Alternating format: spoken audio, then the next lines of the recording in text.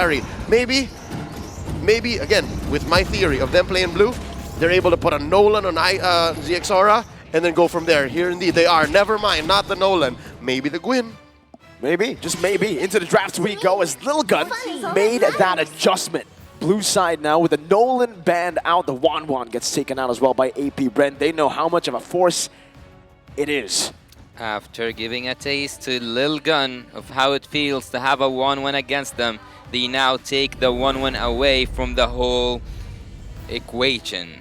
Team Lil Gun starting off by banning the Nolan. I would say like it's a safe ban, it's a safe choice. We are still at the very early stages of the first phase of banning, but the spicy bans right now for me seem so tempting, at least for Coach Mitch, because this is the time, if you have anything that you have been waiting to use for like advanced stages, this is the do it. This is the be or not to be moment. This is the moment where you, if you have a Louis, show it to us. If you have a Tigreal, that's the time for it. If you have something that the other teams don't know about, this is the moment. So go bold. Go bold. Yeah.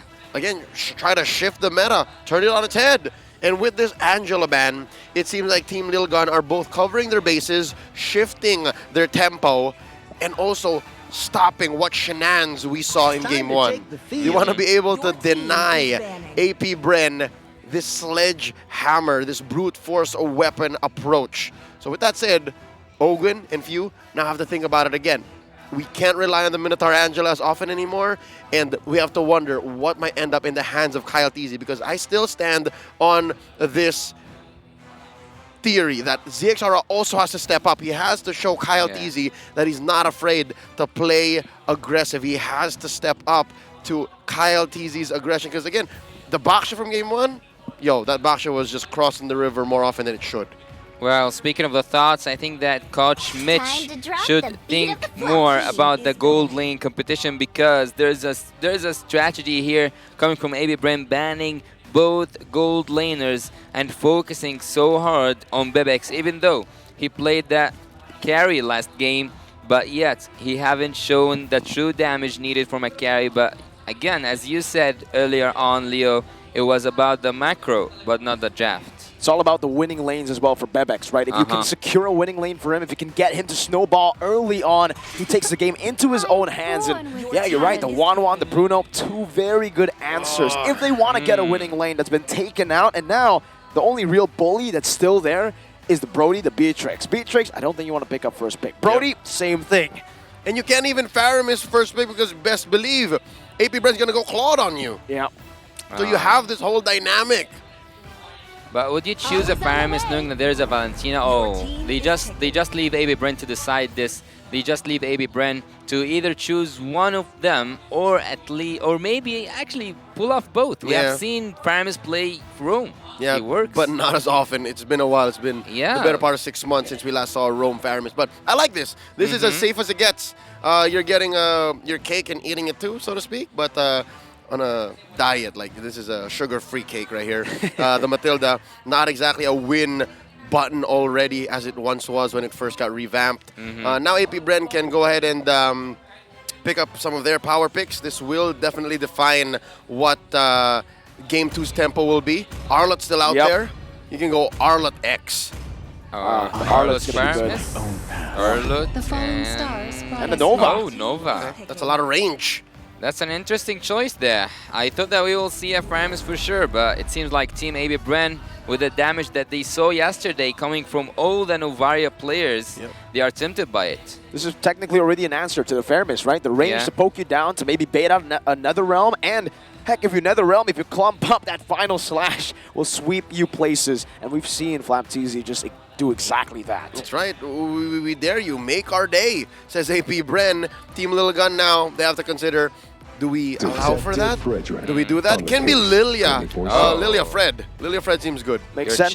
The Neo Beast. Alchemy.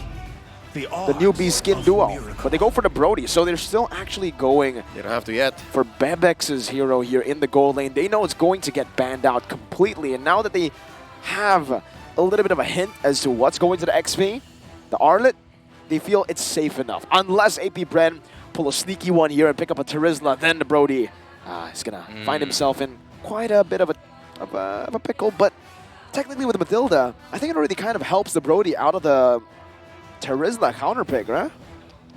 Yeah.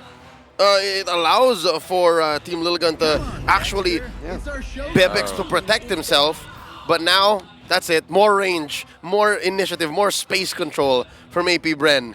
And the only thing that Team Lilgun have for that in that case is the Matilda. Team Lilgun, at this moment they have the engage and the disengage, they have the healing and they have the shields, but will they have the game? AB Bren right now having the Claude being picked by Super Marco. We have seen Super Marco use the Claude multiple times and he's quite good at what he's doing. And I would actually suggest for AB Bren to go for a Minotaur, to go for an area crowd control hero. Would you agree with me on that, Leo? Yeah, the Minotaur is still open. They don't have a clear roamer, and I don't think the Novaria's Ogwin hero, or even the Arlet. Actually, the Arlet might actually be a swap here because again, you can send that to the roam and then put something else on Flapteezy, and that might actually be the case because even AP Brenner actually cracking down on good XP laners. There goes the Khalid.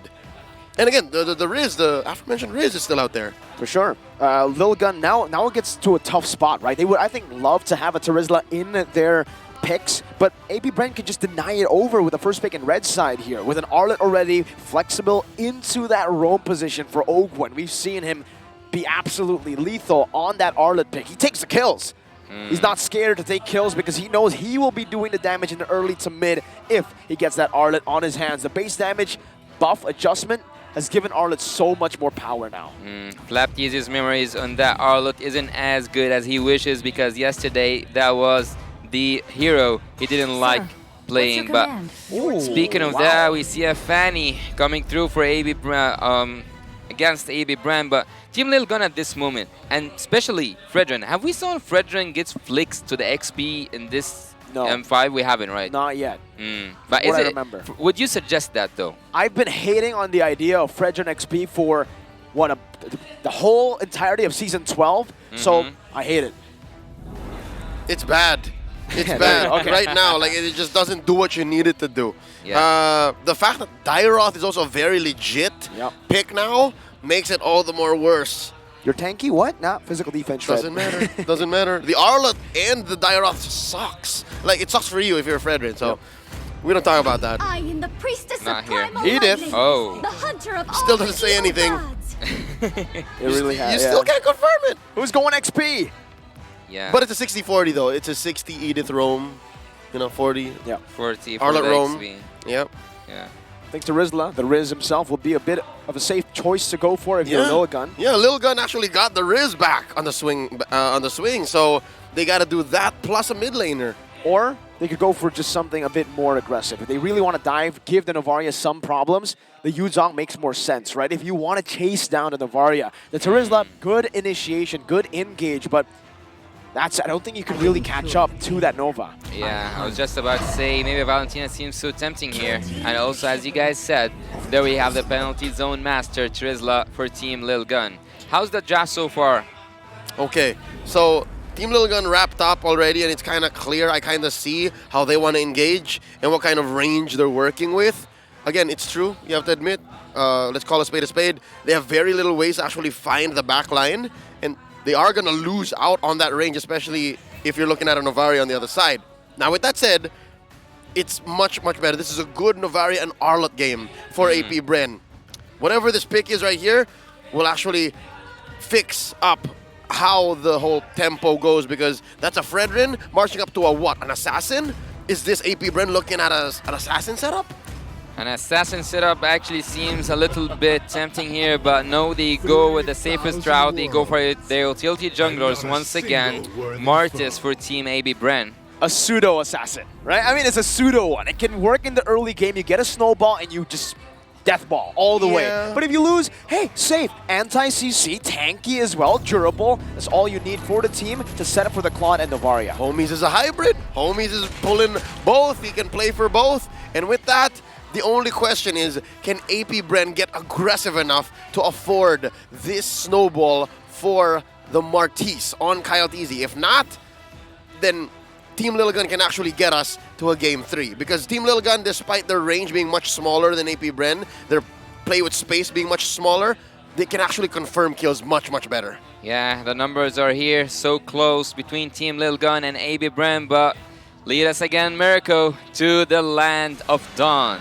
Match point for AP Bren to qualify to the knockout stage with a perfect record 3-0. Lil Gun, their odds of making it to knockouts on the line. Ladies and gentlemen, welcome to the land of dawn for game number 2, the decider of whether we see Lil Gun or perhaps the Burmese Ghouls with the help of their arch rivals, AP Bren.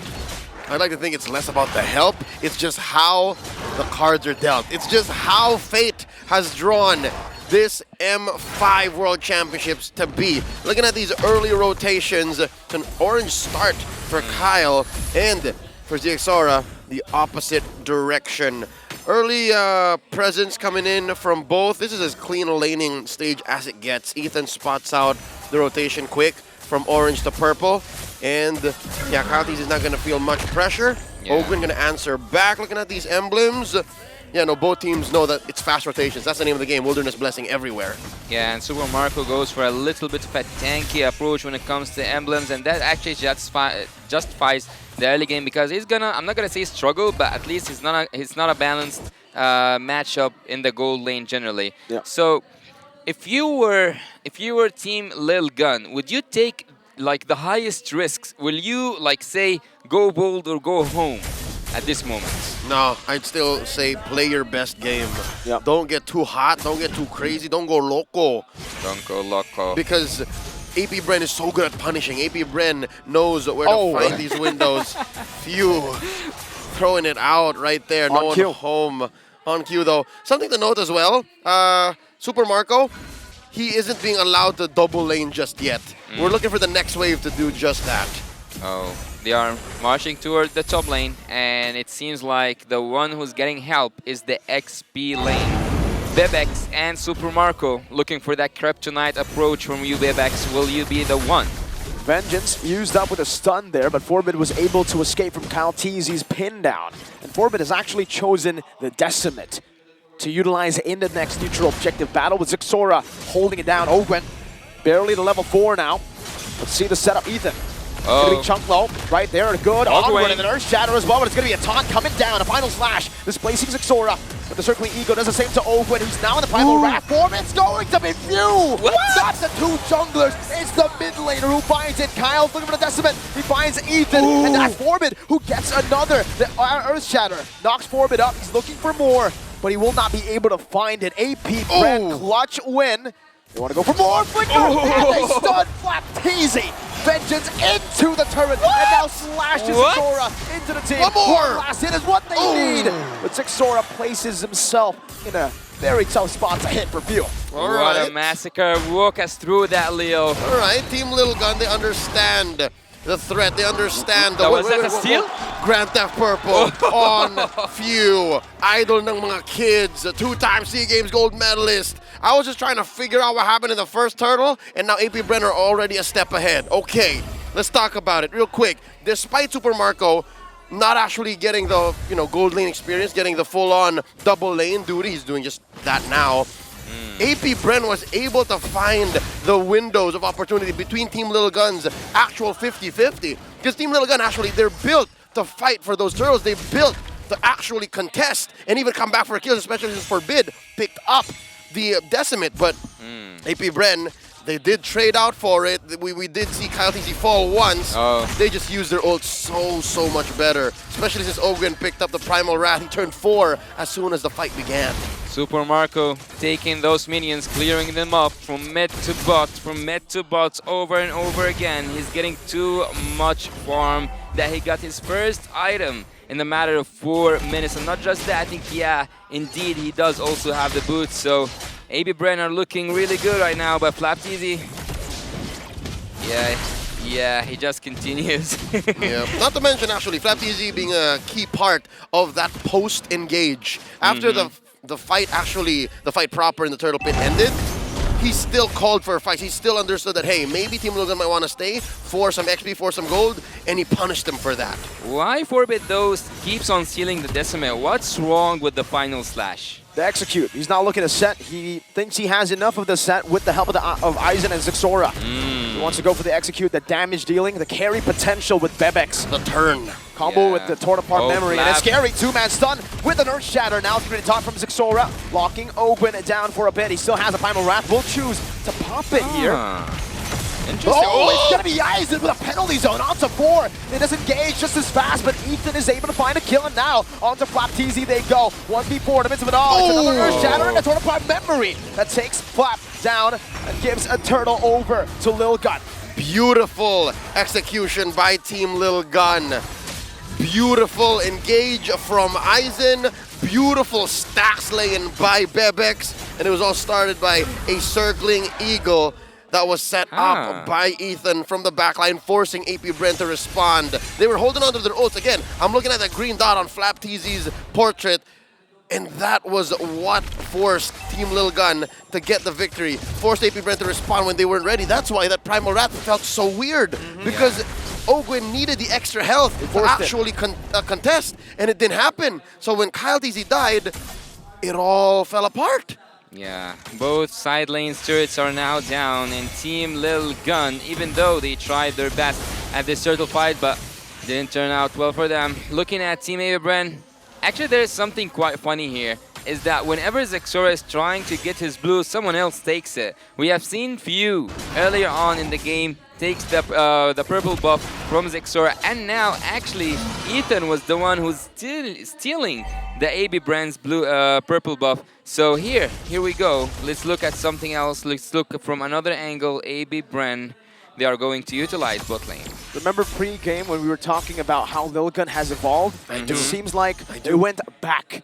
Aizen was one of the pillars. Yeah. And now that Aizen is gone, his comfort pick, they play around Aizen. They say, you know what, let's stick to what works, right? We don't need everyone to get a lead, especially against a team like APBR. Pick our fights and choose the ones where Aizen can set. Yep, and if you go back to your old ways, you go back to a much stronger chance of actually going for the reverse sweep. Yep. So if you're all in on Aizen, then you're more likely to snowball into a comeback victory. 7 minutes in, 1,000 gold head. I was looking at the lane per lane item and gold gain matchup, and Team Little Gun is looking great. Team Little Gun is gaining where they need to, because if if Kyle is up, then that doesn't mean much. No! Just deleted, instantly deleted. From that mid lane, Flap TZ walked up a bit too over-aggressive. If I am Team Lil Gun, I would be worried about Super Marco. He's building up his items without any contestant whatsoever. But yet, as you guys said, Team Lil Gun are on the right track. Ethan gets out. He gets out indeed. But again, Team Lil Gun are winning in terms of lanes and also right now in terms of turtles. Would you say that they are on the right path to go for a victory, or is APBR building something that just needs time like the clock? Man, I'd be a liar if I said no. This is exactly what Team Lil Gun needs to do. They are on the right path, being 2K ahead, having the most of it on Bebex. They're actually forcing APBR to have these odd engages. And now look, Kyle's down. They just look for very awkward ways to enter these pickoffs. These angles are just unorthodox. It's off angles, and APBR are getting caught by it. Now with no Kyle TZ, seems like Lil Gun want to bounce up a bit of a siege in the mid lane, but against APBR and Ovaria, they should be able to clear that with no problems. The thing is, Team Lil Gun knows that APBR's actual plays are setups. They're 2 or 3 step plans. In Team Lil Gun, the reason why it seems like it's off angle is they're forcing it. It's so easy for them. All they have to do is say, all right, Aizen, do you have the flicker penalty zone, also known as an OPZ, offensive penalty zone? Ethan, do you have the circling eagle? Do you have the perfect target? All right, somebody come in with me. It can be forbid. Bebex, are there enough stacks? Yeah, let's force it. You just need 1 bit of CC for you to confirm a kill. And if any of those are checked, then APBR loses 1 or 2 members. It's that quick of a decision-making process for Team Lil Gun. For APBR, it's more of, okay, Echoes first. All right, where are they? Can we get a 2-man, 3-man onward? Okay, final slash? If not, we try to regroup, we try to re-engage. It's that difficult for APBR, and that's what dictated the pace. That's what made Team Lil Gun here almost 2K ahead in about 9 minutes. Ladies and gentlemen, kind reminder here. Team Lil Gun, if they win this game, they are just halfway through. They are not yet qualified. They need the full series. And so far, as we have said, they are looking good so far. But Team AB Bren can just melt them down, melt them back, having Super Marco in a 0-0-0 Exactly. without any contestant, as I said. He didn't even need to use his Purify so far. Look at him, even at bot lane. He's just farming. He's just care. getting turret. He's getting fed. Yeah, I guess fair enough. AP Brent's cores aren't online yet. That's why it's taking for so long for them to make decisions, to make Super plays. Marco. Look at him at bot lane. He's going all the way. Yeah. And AP Brenner are distracting just enough so that it delays it for a tier 2. I would say for Team Lil Gun, they've actually lost a bit of that lead. They can come back with a siege, but if AP Brenner are able to manage the waves in their favor, this Lord might not be able to find anything. That's right. Team Lil Gun have to CTL. They have to capitalize on the Lord. If Wow. they don't, then that's it. AP Brent just equalized. They put the gold at equilibrium. That's what explains Team Lil Gun being under 2K now, closer to 1,000. Every time you're up against AP Bren, when you have a lead, it's not even halfway. You're a quarter way there because you need to deal with Marco. Every time. AP Bren are behind, they can always rely on Marco. They will minimize their losses across the map and give Marco enough space to farm. He is a level ahead, about to be a Bebex, and that's the guy with the kills. Yeah. This is very similar to how Blacks International deals with losing situations. As what Wolf said, the anti-disaster protocol, AP Brent puts it on Marco. Oh, they might just commit to the inhibitor turret. The Lord's still healthy, not touched, but seems like Team Lil Gun wants to take it again, layer by layer, turret by turret. They want to keep AB Brent, but just back behind their inhibitor turrets. Okay, good news for Team Lil Gun. They were able to CTL. They were able to capitalize on the Lord and have it push 2 turrets. One up top and one in the mid. And a bot, you can add that too. There you go. So we're close to halfway there for Team Lil Gun. They've managed to inflate their lead once more up to 3,000. And Ogwin, despite having good engages and re-engages with his conceal, he's been using it very liberally. Team Lil Gun is able to deny any of those CCs. And speaking of lead, would you consider like 2K or 3K lead for Team Lil Gun 12 minutes into the game something to be mentionable? Because I think that Team AB Brain can contest around anything actually. They can invade at this moment. They can go for a Lord contestant. They can go even for a catch-up. So I think that AB Brain are building just fine. And also having most of that gold for Super Marco alone is scary. All right, you know what I always say, man? It's not about what you got, it's how you use it. Yep. So even if Team Lil Gun are a significant amount of gold up, unless they capitalize, there's not much. Aizen! He's getting melted down. That's the damage that Super Marco does right now. That's scary because he doesn't even have a good final slash into the Earth Shatter. Flapteezy gonna be locked down right now with the Circling Eagle knocking him up as well. But look at that poke. All the way out. First Shadow Flicker combo, bringing Aizen back with the all, and Ripper's able to flicker back as well. Good Primal Wrath, but Bebex, my goodness, that damage was disgusting. Pretty good, AP Bren playing with range. They forced one out but couldn't finish it as quickly. And yes, Flapteezy found a very, very good CC, even Ogwin, but the damage placement from Team Lil Gun was just a little bit better compared to AP Bren, because AP Bren was able to put, what, 2 or 3 members of Team Lil Gun down below, but Super Marco was just waiting. They didn't make the call just yet. They didn't say, all right, we're going for the throat, we have to wait. Well, because I want this game actually personally to go for game number 3, I'm worried for Team Lil Gun, because even in that last team fight, Super Marco didn't even use his Blazing Duet. He's just taking turrets down one after another, just sneaking from the backs of Team Lil Gun. And you gotta commend the discipline, right? If this was any other gold laner, a lesser gold laner, in fact, me, myself, for example. Or me. I would have forced it, right? You would have forced it. You would have said, let's stay. This is a tier 2 turret. We should. How can you be the one in lead when it comes to the whole board when your team is 4K behind, though? That's a really good question for me. Oh, it's across the board. Mainly, this is on Super Marco and then spread out across. Wow. That's what builds up this 4K gold lead. So yeah, no, it's right. AP Bren holding strong on their cores. That's the key here. Team AB Bren. They are now into the defense. an Enhanced Lord coming from top lane. And Team Lil Gun, they have all their spells mostly. Just Forbed is missing that flicker. But yet, they have the penetration needed to take the tanky heroes. They have the damage needed to take that torn apart memory and tear the AB Brand base down. Yeah, damage received tells this whole story of what happened at the last team fight. Aizen and ZXaura taking a lot of damage from Super Marco and not dying.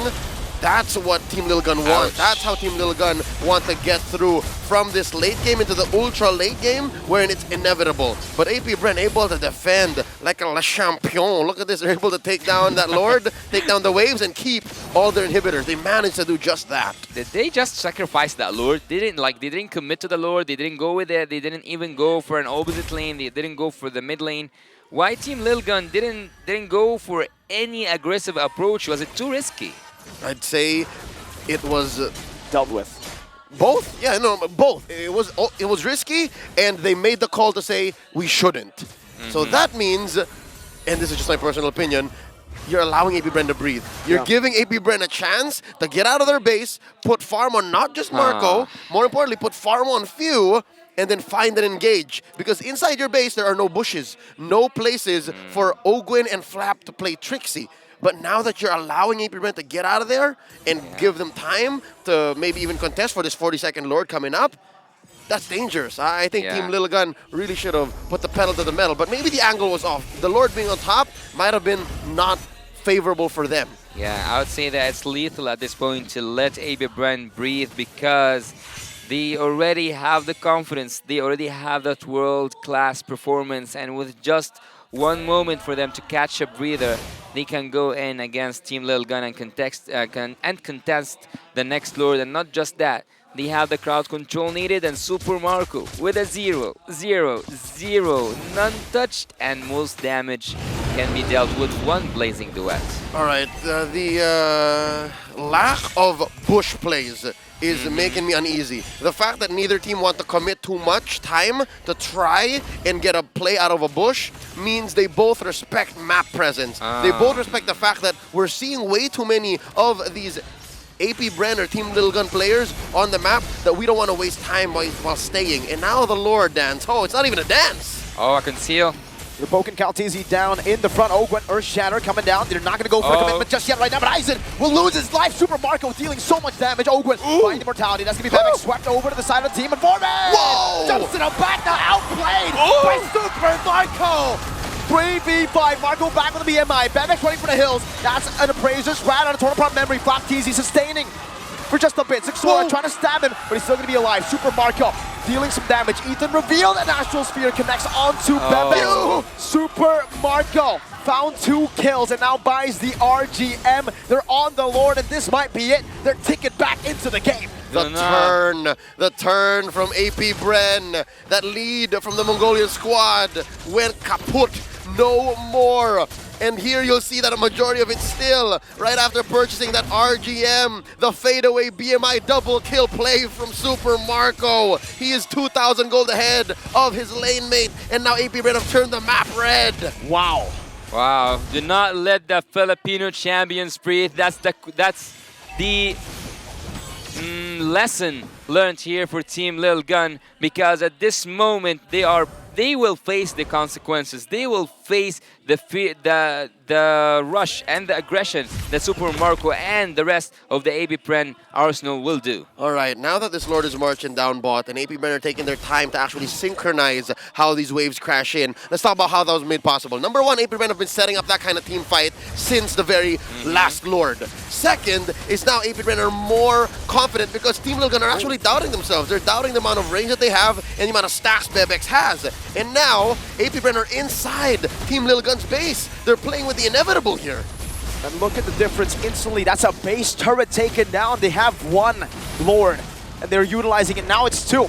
It's about to be 3 if they push into other wave, synchronized with the mid and bottom. But you can see, man, 2 base turrets down. And not to mention the vision advantage that AP Bren has. Yeah. Vision and range. You're trying to chase down a Navaria, you're trying to chase down a Claude. That's a losing battle. Even if you are an amazing Terizl player, even if you're able to put the stacks on as the Brody. Hell, even Forbid found a moment where he thought he could blast Super Marco, but Super Marco held on just in the nick of time, able to heal up with the Haas Claws. Oh. This is AP Bren just coming in. They know their win conditions. Yeah, That's AB three. Bren. Oh, there it is. That's all three. Wow. AB Bren was just having one Wow. turret left to take down. That was the last protecting turret for Team Lil Gun.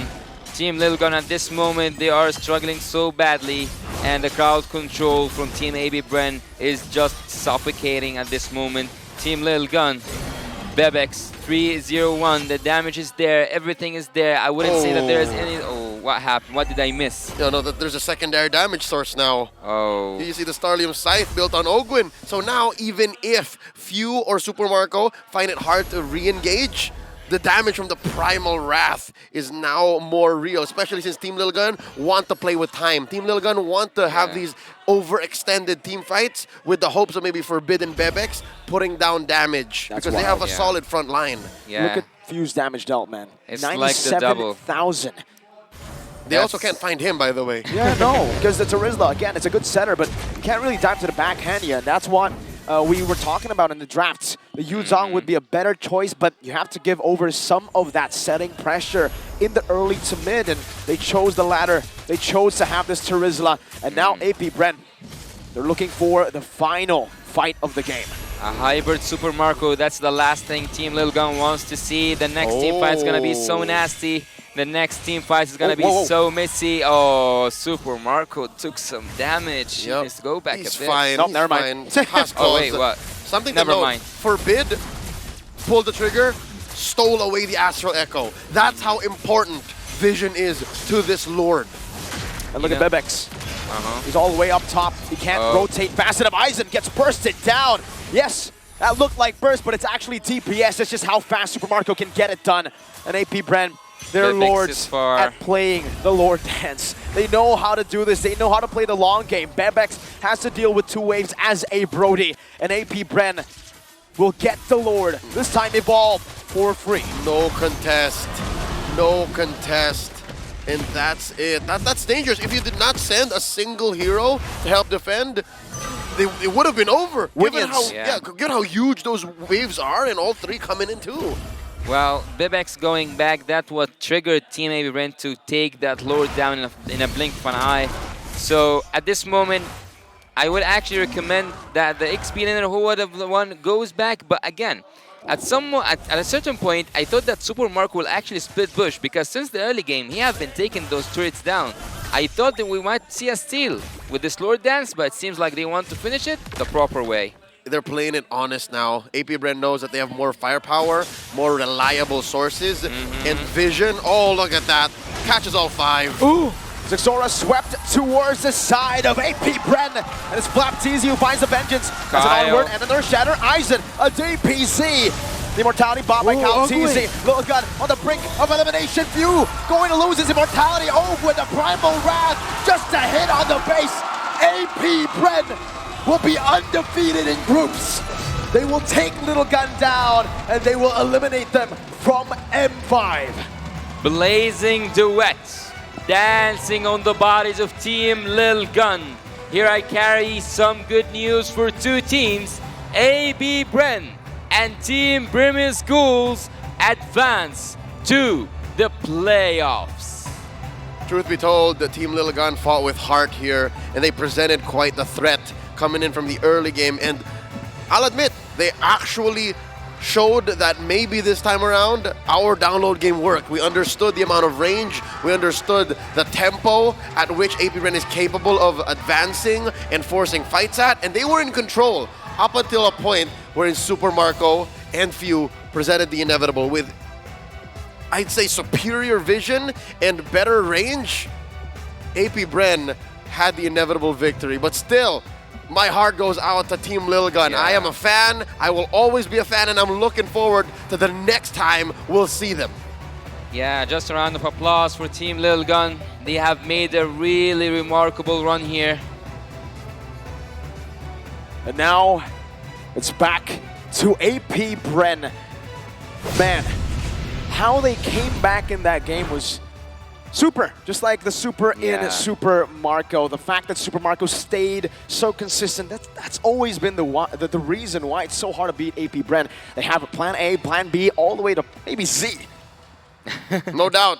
Even when it comes down to engages, again, it was a point wherein it seemed like Team Little Gun's engages from the early to mid, and even the part of the late game, was much, much simpler, right? It was a simple penalty zone, a simple circling eagle, couple of stacks, boom, just like that. But APBR were able to squeeze in and figure out how to get their cores online to get to an inevitable victory. And of course, who's it gonna be? You know what? It's Marco! We're gonna be giving out our MVP nod to his Claude, who was unkilled, and to be honest, the 202 doesn't tell you the whole story. You can hear the reaction. You can hear Super Marco's reaction. Woo. Ooh. Thanks. The most monotone woo, but the most amazing performance. It was on the stage, the very same stage where he unleashed the trademark woo. And we'll be seeing in the highlights exactly how Super Marco helped his team crawl out of a losing situation. Because even in the very first turtle, with APBR winning that, it seemed like Team Little Gun were poised for a comeback. Seemed like Forbid had the killer instinct. And yes, Flapteasy was able to keep the, how do I say, pace up. But as soon as Aizen with his trademark penalty zone found 4, APBR was forced to respect Team Little Gun's damage output, and that was the start. That was the start of the Mongolians taking over and dictating the pace until APBR found the window to say, you know what, you guys aren't checking Marco. And here, what is this, the 12, 13-minute mark? Yeah, they couldn't finish. They couldn't finish. They put Aizen and ZXORA down low, but not enough to take a big objective, take a big win. Well, speaking of the stars, I would actually like to speak about the time where Team Little Gun were able, I'm not going to say to finish, but to have, oh yeah, that was a really good outplay from Super Marco. But there was this one time where Team Little Gun had the Lord in their hands, but they just sacrificed it for nothing. That was when they were very conservative. We just missed the, we just passed the clip of the fadeaway double kill. And here, you're really just overloading Team Little Gun. They were already a man down, and there were waves crashing through, plus that big evolved Lord. The writing was on the wall. APBR put themselves in a position wherein it's hard to lose. 22:56, 23 minutes. I'd say a majority of that, maybe 17, 18 minutes, it was Team Little Gun who was ahead. But looking at the way that Flapteasy built his Arlot, he understood that, yeah, I'm here for one thing, the final slash. Because this is a full-on tank build Arlot, save for the Quantum Charge, but one could argue Quantum Charge can be used to reposition. It's called the final slash, but we saw it multiple times. It was never final. It's like Final Fantasy. There's multiple coming in every year. I mean, you're right. The fact that Flapteasy is so durable as well. I mean, usually you see at least a Fury Hammer, but coming into the full late game in the 22nd minute of the game, he's T-Belt. like, T-Belt's enough. What for? Yeah, Thunderbelt's enough. I might as well go for the Immortality. Might as well just go for a bit more utility. Dive in and then let my team do the rest. Yeah, it came to a point where even Ogwin was mulling over building a another offensive item. He's just like, I've had it, you know, like, I have very little budget. Swift Crossbow, that's it. I just need to make sure that my Primal Wrath is respected and that those that Marco can't finish off actually go down, because I'm pretty sure APBR was ready to go toe-to-toe with the Mongolians up until the next Lord, if in case that last Evolved Lord wasn't enough. Looking at the sandbag, it was ZXORA. This is just how you play a Fredrin. And looking at the damage output, again, the carries, the cores, Few was the one who dealt more damage compared to Marco. But then again, it was Marco actually put in the final touches. I love the fact that Super Marco, even though he was on the losing side for a very long time, he managed his way through to have the title of the rich guy with 800 or at least more than 800 gold per minute. I don't know actually how can someone reach this kind of mentality where even though his team was so pressured, even though his team wasn't in the best position possible, he was split pushing, taking creeps, getting those goals, getting the